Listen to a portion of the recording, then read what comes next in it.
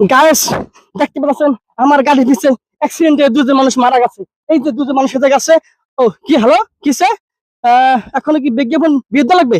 আচ্ছা গাইস, ঠিক আছে, আমরা পরে কথা বলছি। এখন একটু শুনবেন বিজ্ঞাপন বিরতি পরে আমরা আবার ফিরে আসছি। এখন থেকে আর টুথপেস্ট দিয়ে দাঁত মাজবেন না, এটা ফেলে দিবেন।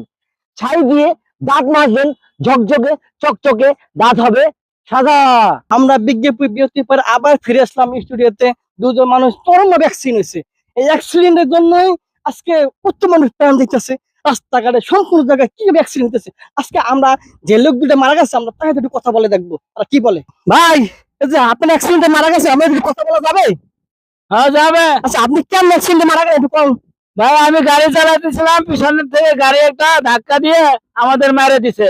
আপনার এর লেগে অ্যাক্সিডেন্ট করে মারা গেছে না? হ্যাঁ, লেগে মাথা ফেটে মারা গেছি।